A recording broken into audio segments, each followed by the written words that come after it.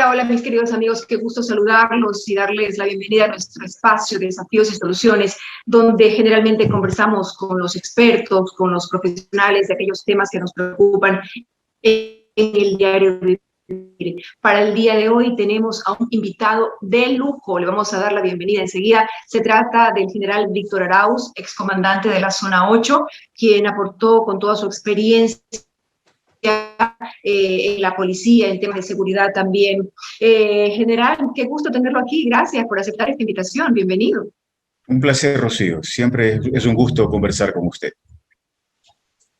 Bueno, para nadie pues es oculto lo que vivimos, el índice de violencia, de inseguridad, de crímenes, se ha agudizado de tal manera que las personas buenas, las personas que trabajan, se han encerrado en sus casas para no ser víctimas de la delincuencia o tal vez lateral, de algún asesinato, de alguna disputa entre bandas. Estamos realmente preocupados. ¿Usted nos puede hacer un breve diagnóstico de esta situación, sobre todo en esta época del año, en donde generalmente las estadísticas aumentan en cuanto a este tipo de situaciones, ¿no? De inseguridad, de violencia? Su diagnóstico de una manera breve para ir desarrollando el tema, por favor, general. Bueno, yo creo que es importante hacer un diagnóstico y una comparación, llamemos así, de lo que venía sucediendo y de lo que estamos en este momento atravesando con el estado de excepción que fue decretado por el gobierno. Entonces, hay un antes, un durante y tal vez un después de lo que suceda cuando este estado de excepción termine. Indiscutiblemente que esa percepción que es de la que todos conversamos de inseguridad en el país y sobre todo en la ciudad de Guayaquil ha generado mucha preocupación. Como usted lo decía, las personas de bien y las personas sanas ya sienten ese temor de salir a las calles, pero creo que es importante resaltar el trabajo que ha venido haciendo, en este caso, Policía Nacional, Fuerzas Armadas, durante este lapso, en donde estadísticamente las cosas creo que, o así lo sostienen las autoridades, ha mejorado de alguna manera. Lamentablemente, los hechos que se han suscitado durante este estado de excepción hacen que esa percepción de inseguridad continúe. Obviamente, estamos por ingresar o iniciar 2 meses que son trascendentales, cruciales dentro de la vida de un país. Estamos hablando de noviembre y cerca de diciembre, en donde la situación de las familias, el tema cultural, el tema social, de lo que implican las festividades de fin de año, podrían generar alguna situación de preocupación en donde las personas necesitan mayor recursos, las personas están ávidas de tener mayor recursos justamente por este tipo de festividades. Entonces el comercio se multiplica y las oportunidades, en este caso, para que la delincuencia opere, también se multiplican y allá deberíamos en todo caso nosotros procurar parte de este programa también o de esta entrevista, dar algunas sugerencias justamente pues para no ser víctimas, ¿no? Porque vemos a diario los canales de televisión, vemos a diario cómo en todos los medios de comunicación no paran en este caso los actos de violencia, los actos de delincuencia y sobre todo el tema de la muerte violenta, que es algo que en realidad preocupa y es como se mide internacionalmente la seguridad o la inseguridad en un país. Hasta hace poco había la posibilidad de terminar el año con 2.000 personas víctimas de muertes violentas. Ya hemos llegado a esa cifra y recién estamos noviembre. El estado de excepción termina ya el 18 de noviembre y seguimos con esa sensación de intranquilidad, de angustia, porque en general ya no se puede estar tranquilo ni siquiera en la casa. Incluso hemos visto cómo niños que no tienen nada que ver en esta situación, en su casa, en su camita, han sido víctimas de este tipo de situaciones, han fallecido. También el otro día el caso del niño de Sebastián en una heladería compartiendo con su familia. La gente ya no se siente libre de poder realizar sus actividades, tienen miedo de ir a un banco, a una agencia bancaria, a pasear en un parque, porque ya estos lugares están siendo dominados por mafias. Se puede hablar de mafias ya en nuestra sociedad, enquistada en diferentes lugares, incluso hasta en ciertas instituciones. Sí, en realidad ya tenemos que aceptar que el crimen organizado ha tomado y ha ganado mucho territorio en nuestro país. El tema del narcotráfico estamos convencidos que es el origen o la causa medular de toda esta violencia y allá deben ir, en este caso, las proyecciones por parte de las autoridades de tratar de combatir este delito. Sabemos que actúan al margen de la ley, el poder económico que tienen también facilita a contaminar a otras entidades del Estado y eso hace mucho más difícil que se lo pueda combatir. Sí, tuvimos escenarios y acontecimientos lamentables en donde hubo víctimas colaterales inocentes, pero que son casos muy puntuales en donde yo creo que, si bien es cierto, hubieron diferencia de criterios, eso no debe coaccionar en este caso el trabajo de la policía. Fue lamentable lo del niño en la herida. Hace unas semanas un niño de 2 años también falleció producto de un tema de una violencia interpersonal de posibles organizaciones delictivas y eso en realidad a lo que nosotros nos preocupa. O sea, creo que ninguno de nosotros quisiéramos pasar por esa desgracia de salir a la calle un fin de semana, a un restaurante, a una heladería y vernos inmersos nosotros en un cruce de fuego y que alguna de nuestras familiares salga como víctima. Como usted lo dice, yo creo que hay que tomar medidas extremas, hay que inmediatamente tomar acciones importantes justamente para, si no eliminar, si no erradicar, por lo menos frenar este índice de violencia que ha generado mucha preocupación. Obviamente el estado de excepción es una medida extrema en donde se la debió aplicar y que la idea es de que justamente frenen de alguna forma esta percepción, esta sensación, esta ola de violencia que, insisto, pues lamentablemente, como usted lo dice, no ha parado, pero que se debe en todo caso hacer proyecciones de otra manera, cambiar las estrategias para que el año no termine con tanta cantidad de muertos. Usted lo acaba de decir, ya sobrepasó y eso las estadísticas diariamente las escuchamos en los canales de televisión. Son más de 2.000 personas que han fallecido de manera violenta en el país y obviamente este año fue atípico o sui generis por los eventos que sucedieron en los centros carcelarios. Y todos conocemos y todos sabemos que la violencia que se genera en los centros carcelarios degenera y de alguna manera repercute afuera en las calles. Y ahí es la preocupante, como usted lo dijo, que esa violencia, producto de bandas delictivas, de organizaciones delictivas, de lucha de poder, degenere en víctimas colaterales y en víctimas inocentes. Eso es lo que se debe procurar que no vuelva a suceder. Usted lo ha señalado, en general lo que pasa en las cárceles es el reflejo de también lo que sucede en las calles y viceversa. Lo que sucede en las calles también es el reflejo de lo que pasa en las cárceles. Es muy lamentable tener que decir, ya en repetidas ocasiones, que la situación al momento se ha desbordado, que estamos en manos de estas bandas y que el control está literalmente en el interior del cárceles general. ¿Qué piensa usted al respecto? Bueno, yo creo que ya es un momento en donde el Estado tome el control 100% de los centros penitenciarios. Eh, Muchos oficiales retirados de la policía, oficiales retirados del ejército, han asumido la responsabilidad, en este caso, de la dirección de los centros carcelarios, pero lo han hecho en base a la experiencia que han tenido cada uno en sus ramas, cada uno en sus años de servicio. Pero yo creo que en este momento sí se debe pensar de alguna manera en pedir un apoyo internacional, alguna asesoría internacional en el tema de manejo de cárceles. Yo siempre digo, el tema de los centros penitenciarios no es solamente mantener una disciplina de cuántos están, a qué horas entran, a qué horas salen, qué tiempo de libertad tienen, sino preocuparse de alguna manera en su salud ocupacional. Es público que se ha generado una mesa de trabajo, una mesa técnica para que se encargue de la dirección de los centros penitenciarios y ahí pues obviamente funciona la asamblea por el tema de leyes, la judicatura para aplicarlas, fiscalía para ser más firmes en el momento de las flagrancias o de las acusaciones que tiene que hacer cuando se comete un delito.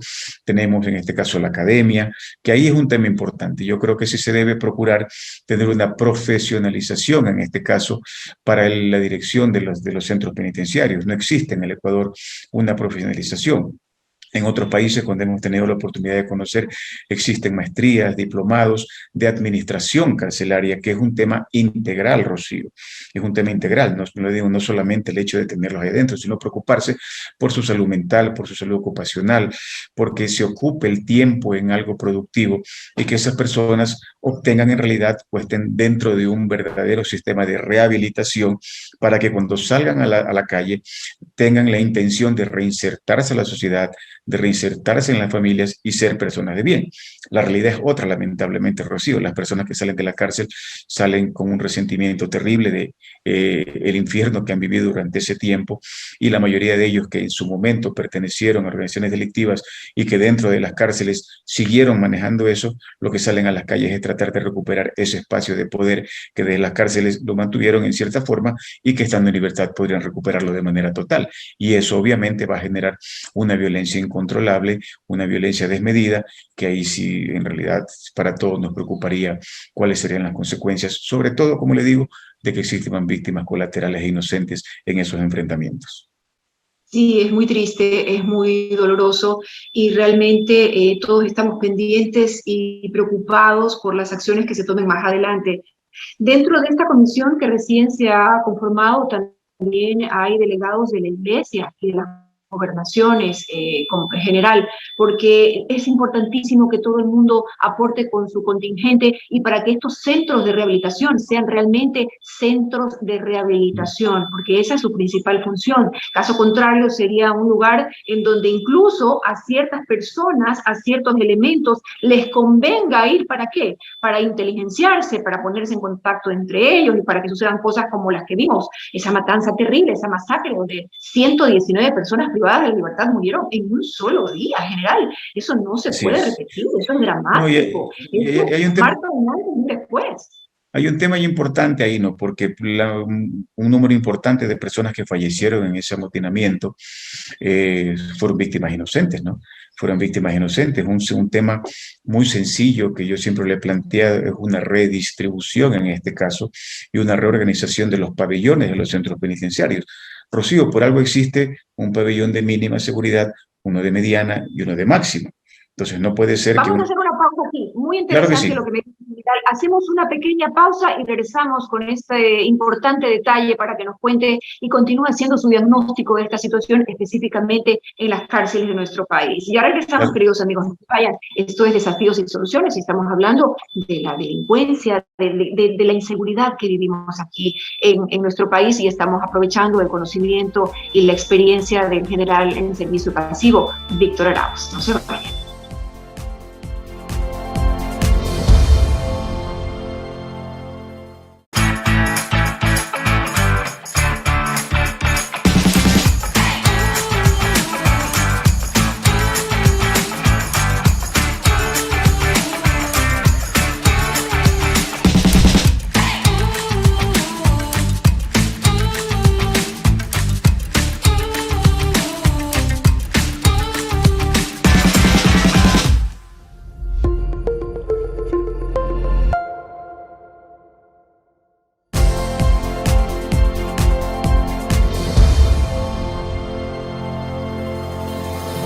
Bien, muchísimas gracias, queridos amigos, por continuar con nosotros. Esto es Desafíos y Soluciones, un espacio donde hablamos de lo que nos preocupa. El invitado en esta oportunidad es el general en servicio pasivo, Víctor Arauz, aquí conversando con nosotros, haciendo un análisis, una evaluación de lo que estamos viendo en el tema de la inseguridad, de las muertes violentas, de la situación de las cárceles. Estábamos hablando cuando nos fuimos a corte de esta situación en donde hay un hacinamiento terrible en las cárceles de nuestro país y bueno, esto pues de mezclar a todos en el mismo lugar y usted nos está explicando de manera detallada que hay cárceles de mínima, de mediana y de máxima.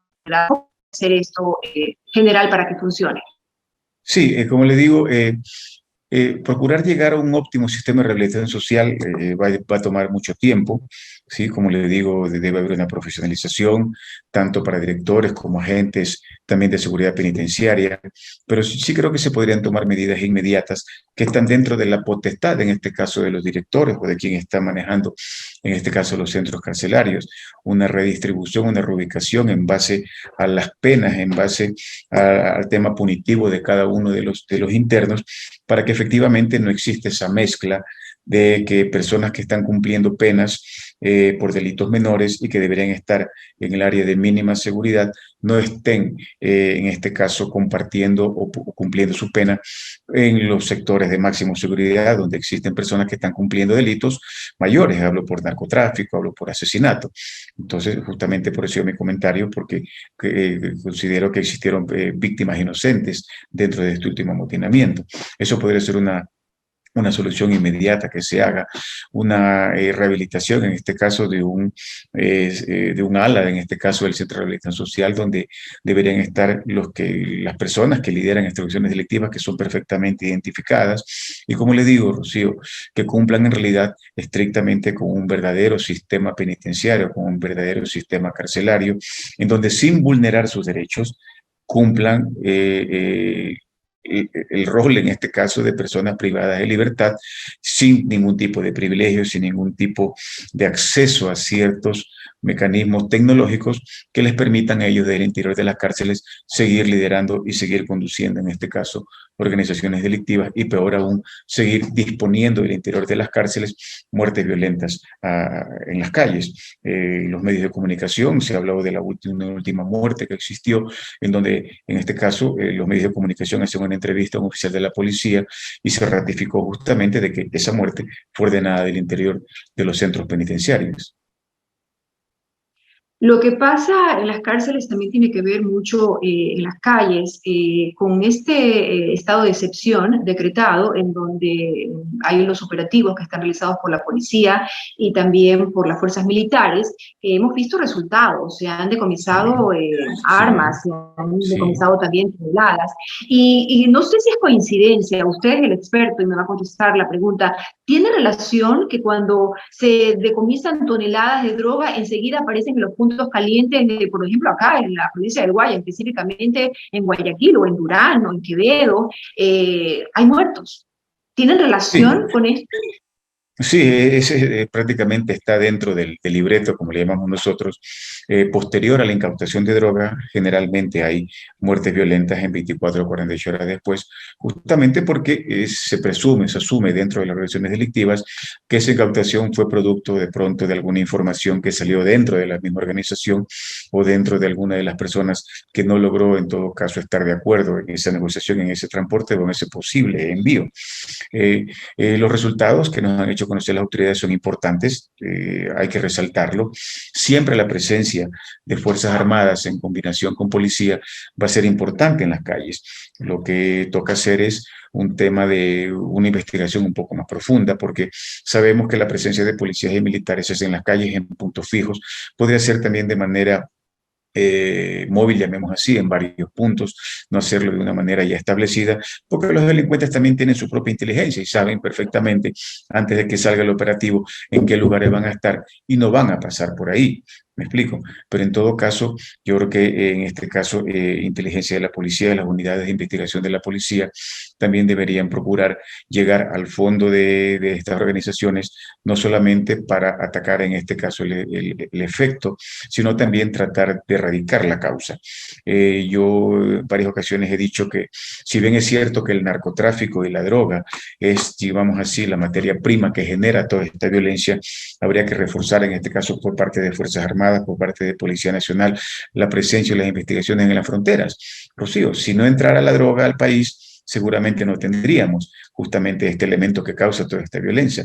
Yo siempre he hecho la pregunta y un cuestionamiento objetivo, llamemos así, ¿cómo se traslada 1, 2, 3, 4, 5, 10, 20 toneladas desde la frontera y recorre 400, 500 kilómetros por las vías del país y llega a Guayaquil, que se ha convertido en un centro de acopio? Durán se ha convertido en un centro de acopio para de ahí ser trasladada hacia los puertos y de ahí pretender ser exportada fuera del país. Y no solamente para la exportación, sino obviamente para el consumo interno. Sabemos perfectamente cuáles son los lugares en donde existe mayor injerencia o donde existe mayor preocupación por la violencia que se ha generado.